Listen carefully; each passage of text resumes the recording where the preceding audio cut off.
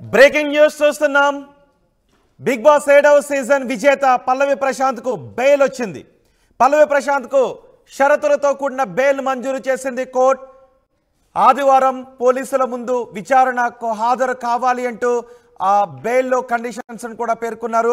Big Boss season 7 grand finale రోజు జరిగిన అల్లర్ల నేపథ్యంలో పల్లవి ప్రశాంత్ను అదుపులోకి తీసుకున్నారు. ఆ తర్వాత 14 రోజులు రిమాండ్కు పంపించారు. అయితే పల్లవి ప్రశాంత్ కోర్టును బెయిల్ కోసం ఆశ్రయించారు. తనకి అల్లర్లతో సంబంధం లేదు అని. ఈ నేపథ్యంలో పల్లవి ప్రశాంత్కు బెయిల్ మంజూరు చేస్తూ ఆర్డర్స్ను పాస్ చేసింది నాంపల్లి కోర్టు. అయితే బెయిల్లో కొన్ని షరతులను విధించారు. పల్లవి ప్రశాంత్ ప్రతి ఆదివారం పోలీస్ స్టేషన్ ముందు పోలీసుల ముందు హాజరు కావాలి అని, అలాగే తను ఎక్కడికి వెళ్ళిపోకూడదు అని, సాక్షులను బెదిరించకూడదు అని, ఇలా కొన్ని కండిషన్స్ని ఇంపోజ్ చేశారు ఈ ఆర్డర్స్లో. మొత్తానికి పల్లవి ప్రశాంత్కు బెయిల్ రావడంతో పల్లవి ప్రశాంత్ ఫాలోవర్స్ అంతా కూడా కొంత ఊపిరి పీల్చుకున్న పరిస్థితి కనిపిస్తోంది. ఆ రోజు గ్రాండ్ ఫినాలే రోజు బిగ్ బాస్ హౌస్ గేట్ ముందు రోడ్ నెంబర్ 5లో పెద్ద ఎత్తున అల్లర్లు జరిగాయి. రోడ్ నెంబర్ 5 మెట్రో స్టేషన్లో, Jubilee Hills road number 5 metro station దగ్గర పెద్ద ఎత్తున గొడవ జరిగింది. ఈ నేపథ్యంలో పల్లవి ప్రశాంత్ అతని సోదరిని కూడా పోలీసులు అదుపులోకి తీసుకున్నారు. పలు సెక్షన్ల కింద ఐపీసీలోని పలు సెక్షన్ల కింద కేసులు నమోదు చేశారు, రిమాండ్కు పంపించారు. అయితే ఈరోజు వాదనలు విన్న తర్వాత నాంపల్లి కోర్టు పల్లవి ప్రశాంత్కు బెయిల్ను మంజూరు చేసింది, కొన్ని షరతులను కూడా విధించింది. దీనిపై మరింత సమాచారం మా ప్రతినిధి రఫీ అందిస్తారు. రఫీ, ఈ బెయిల్లో ఎటువంటి కండిషన్స్ పేర్కొన్నారు? రోహిత్, ప్రధానంగా మంజూరు చేసినటువంటి బెయిల్కి 3 షరతులని కోర్టు విధించింది. ఒకటి, పబ్లిక్ ప్లేస్ తో పాటుగా మీడియాతో ఎక్కడ కూడా పల్లవి ప్రశాంత్ కానీ అతనితో పాటు అరెస్ట్ అయినటువంటి అతని సోదరు ఇద్దరు మాట్లాడకూడదనేటువంటి షరతు. రెండవ షరతు, ప్రతి ఆదివారం కేసు నమోదు చేసినటువంటి జూబ్లీహిల్స్ పోలీసుల ఎదుట హాజరై విచారణకు సహకరించాలి. మూడవ షరతు, ఈ కూడా పల్లవి ప్రశాంత్ A1 గా ఉన్నాడు. ఈ కేసులో 15,000 పూచీకత్తు, 2 పూచీకత్తులు ఇవ్వాలి. అంటే 2 షూరిటీలుగా మనం భావించాల్సి ఉంటుంది. వాళ్ళ తమ్ముడికి అయితే 5,000 చొప్పున 2 షూరిటీలు ఇవ్వాలంటూ కూడా ఈ 3 షరతులు ప్రధానంగా నాంపల్లి కోర్టు విధించింది. మిగతా జనరల్ గా అన్ని బెయిల్లకు ఉండేటువంటి షరతులు తెలిసే కేసుకి సహకరించడంతో పాటుగా ఇతర ప్రాంతాలకు వెళ్ళకూడదు అనేటువంటి షరతులన్నీ కూడా జనరల్ కేసులు ఉన్నాయి. అయితే చాలా పెద్ద ఎత్తున పల్లవి ప్రశాంత్ అభిమానులతో పాటుగా ఆయనకు సపోర్ట్ చేసినటువంటి అడ్వకేట్స్ అంతా కూడా స్వచ్ఛందంగా వీళ్ళు కేసును వాదించారు. వాళ్ళ కుటుంబ సభ్యులు, వాళ్ళ గ్రామస్తులంతా కూడా నాంపల్లి కోర్టు ముందు ఉదయం నుంచి వేచి చూసినటువంటి పరిస్థితి ఆయనకు వస్తుందా రాదా అని. ఎందుకంటే సెక్షన్ 3DPP కేసు ఉంది. ఇందులో పబ్లిక్ ప్రాపర్టీ డ్యామేజ్ తో పాటుగా పోలీసులు విధులను అడ్డుకున్నాడనేటువంటి తీవ్రమైనటువంటి సెక్షన్ 353 ఉంది. కాబట్టి ఆయనకు బెయిల్ రాకుండా ఉండేందుకు అవసరమైనటువంటి అన్ని చర్యలు పీపీ వైపు నుంచి తీసుకున్నారు పోలీసులు అని చెప్పొచ్చు. చాలా బలంగా వాదించడం జరిగింది.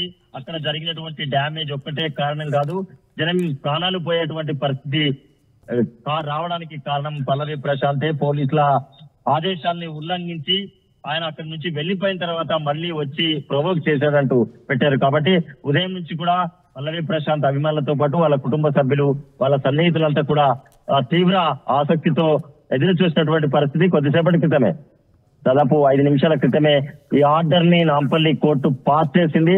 అయితే బెయిల్ ప్రొసీజర్ అంతా జరగడానికి ఇంకా సమయం పడతా ఉంది. కాబట్టి రేపు ఉదయం 6 గంటల సమయంలో పల్లవి ప్రశాంత్ బెయిల్ పైన బయటికి వచ్చేటువంటి అవకాశాలు అయితే కనిపిస్తా ఉన్నాయి. రైట్, అంటే పల్లవి ప్రశాంత్కు బెయిల్ రావడానికి పల్లవి ప్రశాంత్ తరపు న్యాయవాదులు వినిపించిన వాదన ఏంటి? ప్రధానంగా రోహిత్, వాళ్ళు మొదటి నుంచి ఎప్పుడైతే బెయిల్ దాఖలు చేసినటువంటి టైంలోనే వాళ్ళ గ్రౌండ్స్ ప్రిపేర్ చేసుకున్నటువంటి పరిస్థితి కనిపించింది. వాదనలు కూడా వినిపించారు వాళ్ళు. ఎప్పుడైతే పల్లవి ప్రశాంత్ బిగ్ బాస్ ఆ సెషన్ హౌస్ నుంచి బయటికి వచ్చాడో అతనికి బయట ఏం జరుగుతుందో తెలియదు. అప్పటికే పెద్ద ఎత్తున పోలీసులు చెప్తున్నట్టుగానే 5 నుంచి 6,000 మంది మాబ్ అంతా కూడా ఆ యూత్ వాళ్ళంతా కూడా బిలో 27 నుంచి 18 ఇయర్స్ కొంతమంది ఉంటే, కొంతమంది మనం చూసాం నిన్న అరెస్ట్ అయినటువంటి 16 నిందితుల్లో కొంతమంది మైనర్లు కూడా ఉన్నారు. వీళ్ళంతా మాబ్ సైకలాజికల్ గా ఉన్నటువంటి పరిస్థితి. కొన్ని వర్గాలు అందులో కంటెస్టెంట్స్ ఎవరైతే ఉన్నారో వాళ్ళ తరఫున కొన్ని వర్గాలుగా విడిపోయినటువంటి వ్యక్తులు వాళ్ళ అభిమానులు ఓడిపోయారనేటువంటి ఒక ఆక్రోశంతో ఉన్నటువంటి సందర్భం, లేదంటే వాళ్ళ అభిమాని కనిపించకుండా పోలీసులు అడ్డుకుంటున్నారనేటువంటి ఆ సందర్భాల్లో వాళ్ళు రెచ్చిపోయి రాళ్ళు రుబ్బేటువంటి అవకాశం ఉంటుంది. కానీ అక్కడ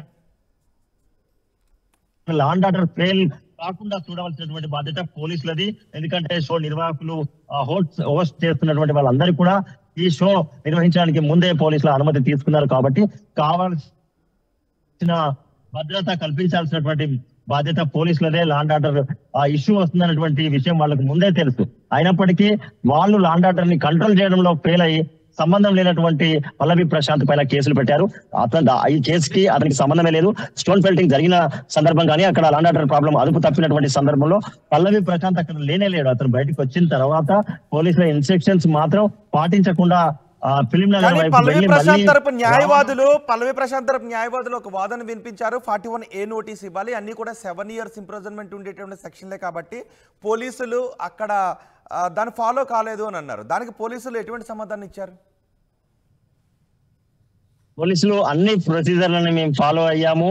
పోలీసుల ఇన్స్ట్రక్షన్స్ ని చాలా క్లియర్ గా అటు బిగ్ బాస్ నిర్వాహకులతో పాటుగా ఇటు పల్లవి ప్రశాంత్ అతని వెంట సహాయకులుగా ఉన్నటువంటి వ్యక్తి డ్రైవర్ తో పాటుగా వాళ్ళ స్నేహితులు వాళ్ళ సోదరులు అందరికీ కూడా మేము ఇన్స్ట్రక్షన్స్ ఇస్తున్నటువంటి వీడియోస్ అన్ని కూడా మా దగ్గర ఆధారాలుగా ఉన్నాయి.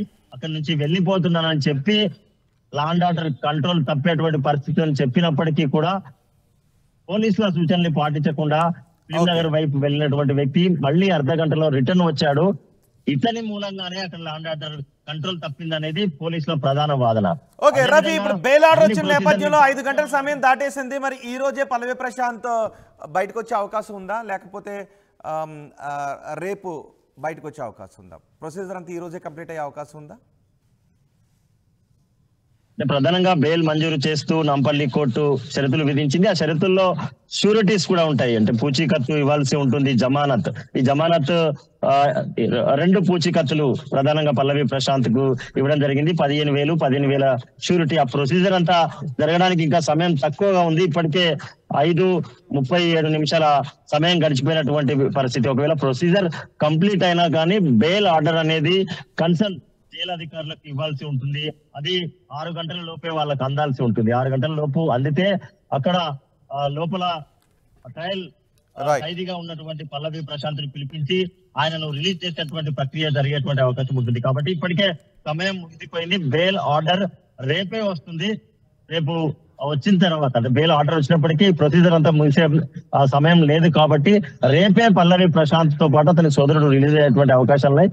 మొత్తం మీద పల్లవి ప్రశాంత్ కు బెయిల్ రావడం పట్ల మాత్రం ఇక్కడ ఉన్నటువంటి న్యాయవాదులు, పల్లవి ప్రశాంత్ తరఫున వాదించినటువంటి న్యాయవాదుల సమూహంతో పాటు వాళ్ళ కుటుంబ సభ్యులు, సన్నిహితులు, కొంతమంది సినీ వర్గానికి సంబంధించినటువంటి వాళ్ళంతా కూడా హర్షం వ్యక్తం చేస్తా ఉన్నారు. Right, thank you Rafi. Pallavi Prashant కు బెయిల్ మంజూరు చేసింది Nampally court. Bigg Boss season 7 grand finale రోజు జరిగిన అల్లర్లలో పల్లవి ప్రశాంత్ కు సంబంధం ఉంది, ఆయన ప్రోద్బలంతోనే అల్లర్లు జరిగాయి అంటూ పోలీసులు కేసులు నమోదు చేశారు. పల్లవి ప్రశాంత్ కు ఐపీసీలో పలు సెక్షన్ల కింద, అలాగే పీడీపీపీ సెక్షన్ 3 కింద పల్లవి ప్రశాంత్ పై కేసులు నమోదు చేశారు.